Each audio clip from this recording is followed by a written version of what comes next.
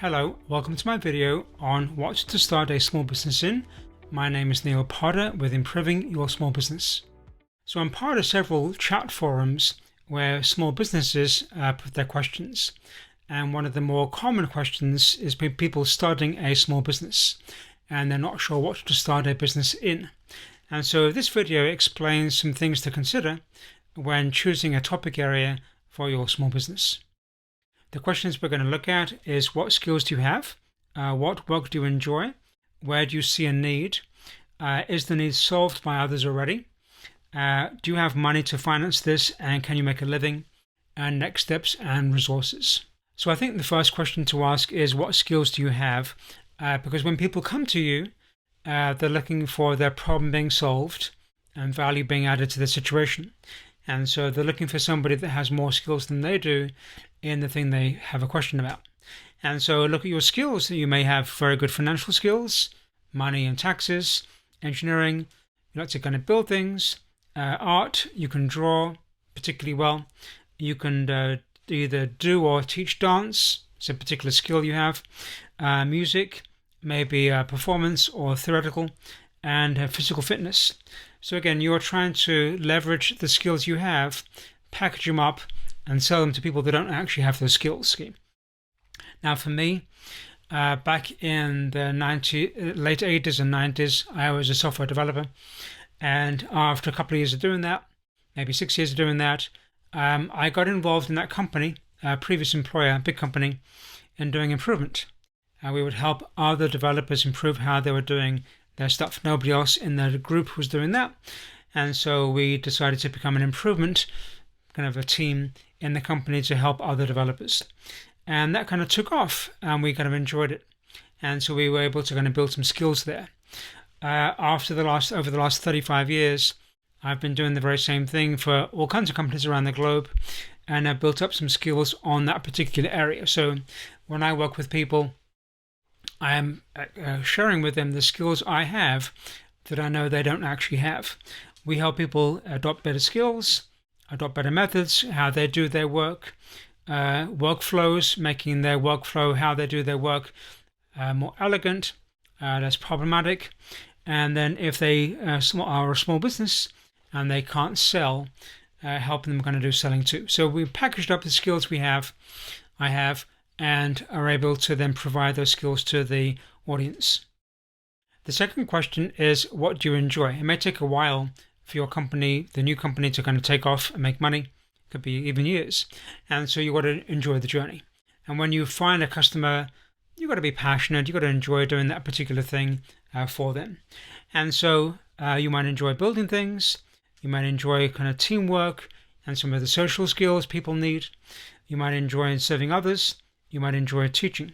So you're looking at the things you do well at, the skills you have, and the ones, therefore, you enjoy doing, and making a business out of those. Now, for me, because I'm an ex-developer, software developer, I enjoy things like spreadsheets. I used to enjoy coding. I don't do coding anymore, but no, a derivative of that is spreadsheets. So I enjoy that. I enjoy helping people on workflows.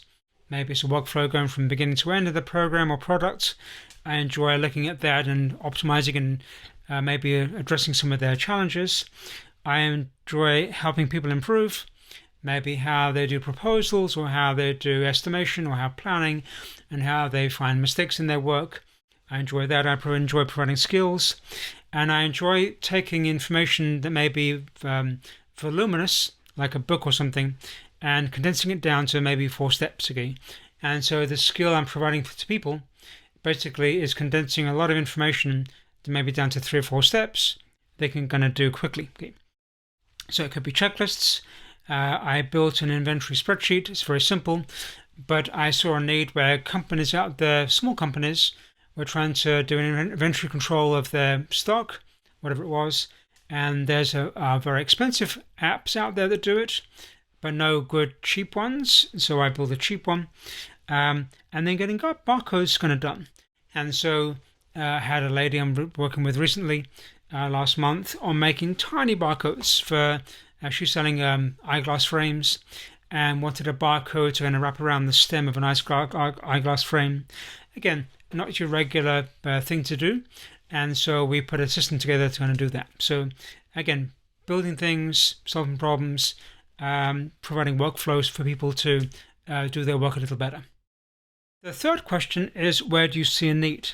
So to make any money out of this or an income, you have to have an audience with a need. Okay, if you are skilled and passionate about fixing fax machines that are broken, there's probably a limited audience for how many fax machines are broken that need to be repaired. Okay, now there's still a few out around, like in a doctor's offices still, but there's not a big audience there. And so you have to figure out where the people are and the need. Is it being poorly serviced now? Maybe there's a need out there where you see that is being serviced by many people, your competitors, but really badly, really poorly. And you could come in and provide a much better, much kind of quicker solution. Do you have data that suggests the audience is large enough for you to survive? And then they have money. So again, if there's only one audience member, you're going to exhaust them very quickly. You've got to find many companies or people that could be in your audience, and also they've got to have money. You can't sell to people that have no money or limited budget because they're not going to spend it with you. And so make sure that the thing you're selling is either cheap enough they can afford, or there's enough people with enough money that can afford your particular item. Now for me, company number one, this is the one my business partner and I started back in 1990. At the beginning, back then, we sold to medium and large businesses, defense contractors, pharmaceuticals, insurance companies, gaming companies back then. And so we knew that they had money. You could tell by the building they live in, they have kind of money. In fact, our joke back then was that the fee we charged for them, which we thought was kind of high, was actually less than the 1 day for them to maintain the plants in their building. So if you walk into their building, see all the kind of plants in the plant plots, making it kind of a green environment in there, whatever the plants were. We joked that the money they spend on the plants watering and maintenance probably is far greater than our budget ever. And so we didn't feel bad or guilty or anything by charging them what we charged them, because it's like we were a fraction of a percentage of what they were spending on other things. Now, company number two, the one you are on the channel for right now, I believe there is a large audience of businesses. Over half of the population in the US are employed by small businesses, and there are many other companies around the globe that are small.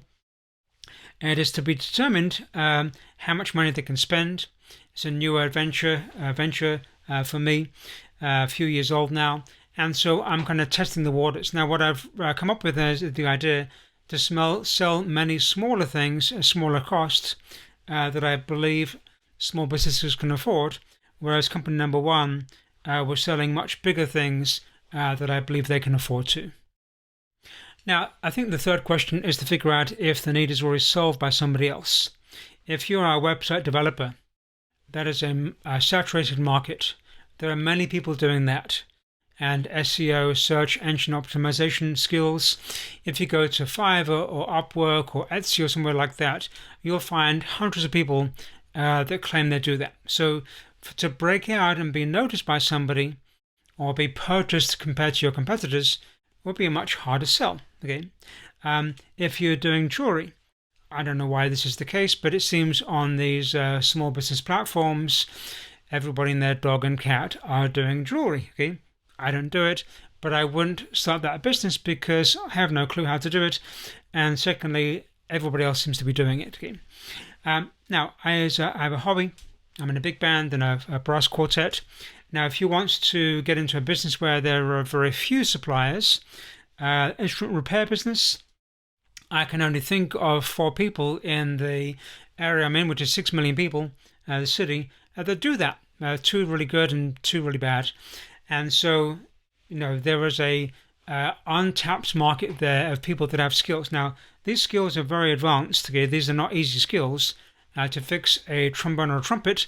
But if you can do it, and you can do it well, I guess you can survive for a long time with that.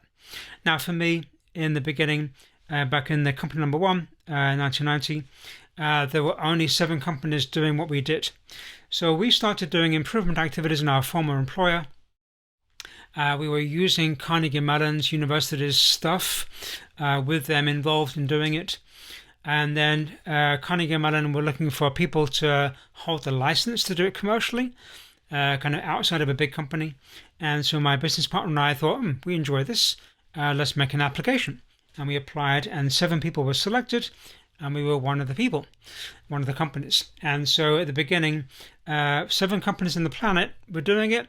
It was pretty well-known kind of stuff. It got adopted by governments and by financial houses and by pharmaceuticals, whatever, for their kind of IT software area. And so we were pretty busy very quickly. It was just kind of lucked out with the skills we had for a couple of years that nobody else kind of seemed to have, and very few licenses. Now that's changed a little bit over time. 35 years hence, there's 400 people worldwide that do it. Still not a big number. So there's more competition, but we're actually pretty good compared to other companies, and so we're able to stand out from our reputation. Now, company number 2, the one you're on the channel for, I do not see many other competitors yet. I'm sure they're out there helping small businesses, and so I think I have a little bit of a unique perspective on this. Either people aren't, there are very few competitors people know about, and the ones I have seen out there are not particularly good. And so I'm assuming for now that I can survive on company number 2. Now, the next question is, do you have money to finance this, and make a living? Now, if you read or look at some of these articles or posts in these business forums, kind of chat forums, a lot of people have the notion they're going to get a big loan. Now, their idea is brilliant. It's so brilliant, they're going to make a killing in the first 2 weeks, and all they need is money from somebody else to get them started, and they're going to be good to go, make even more money.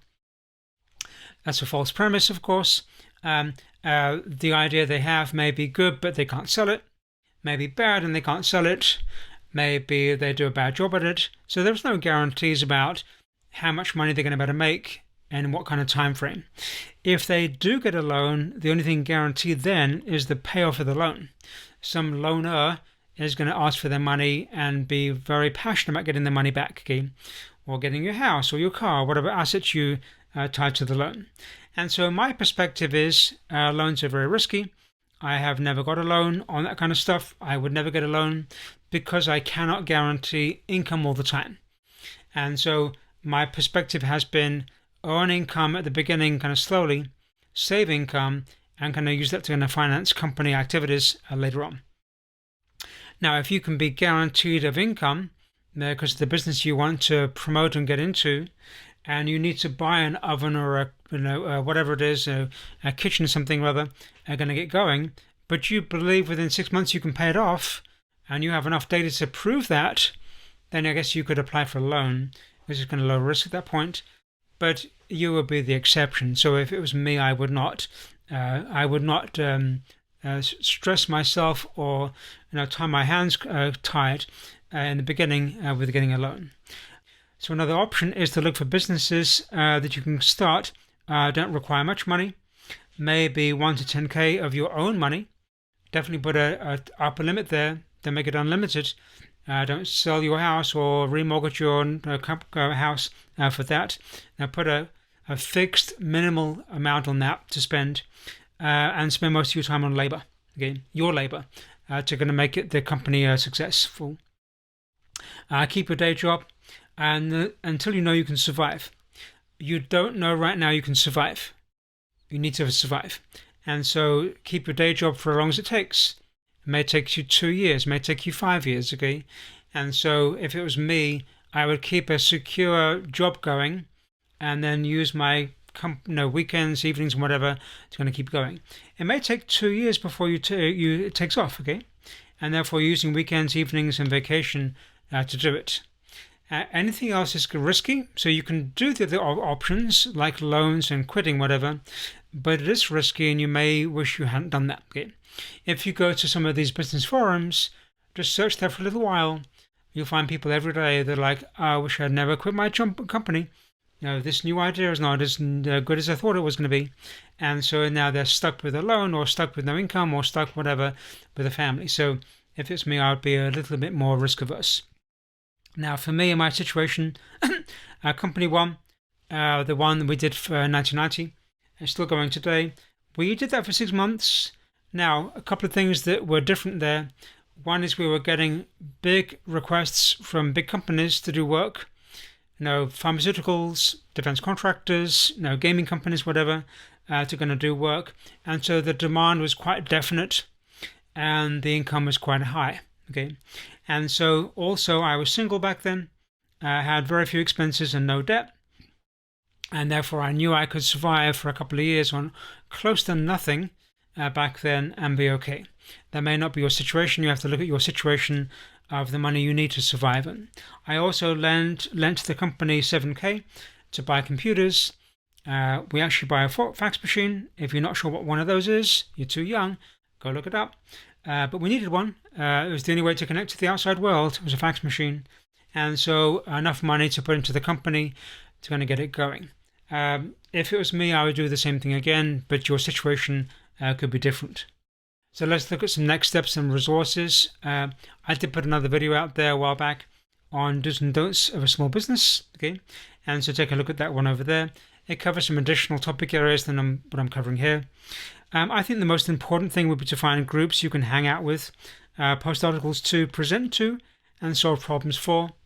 Back in the day, back in the 90s, before email, before internet, before COVID, we used to work with professional societies. These are non-profit groups that would meet in the evenings or weekends, and we would go to conferences. We had a trade booth. We would hang out at a exhibit area. We did all kinds of stuff, newsletters, talking to people, free phone calls, forever, going to get our name out there. And so it was a continual thing we did to make sure people knew our worth, and we would solve problems for free to going to gain credibility. So if you are more digital now, chat forums and whatever, webinars, again, you can join, post good articles, you write good articles, you can solve problems for free. So people become, they believe you have more credibility, and therefore they're willing to trust you with their money. I would not at the beginning put ads out there.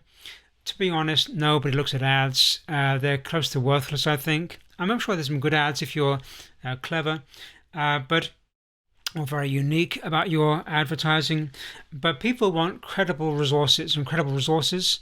And so I would, if it was me, go out there to help people solve problems and provide good information, and then from that, and then derive customers that trust you and were willing to kind of buy things from you. Be patient, as I mentioned before.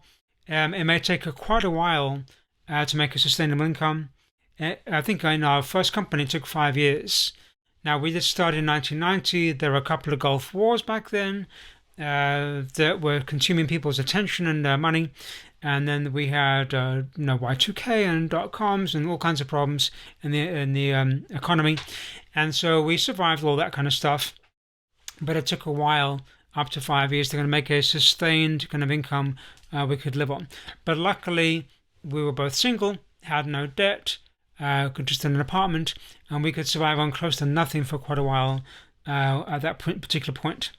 Assume that marketing is a continual activity, that you always have to put yourself out there in front of people, always have to provide information to them for free, so you become credible to them. You always have to kind of find new markets and new customers. They're going to change and move on and whatever. It's going to be a continual, every week thing you do to kind of make yourself known to people on the planet that may have an interest in kind of you. Don't give up on marketing. Don't kind of stop or think you're kind of done with it. I don't believe as a small company you are ever done with marketing. If you have any questions, post them down below the video. Also, feel free to contact me through that page there. A couple of resources. I do put articles and videos on my website on a regular basis. Go take a look at them. And also another one, Marcus Lemonis. Again, he's the kind of a TV show level superstar back maybe 5 to 10 years ago that helped small businesses. He doesn't do that now, but there's a lot of good information out there on his website, and there's a TV series on the Amazon.com too to go look at. To go take a look at that too. It may give you some good ideas for next steps. Thank you for watching the video. I hope you enjoyed it. Please subscribe to the channel. It helps YouTube know what people like and kind of promote it a little bit.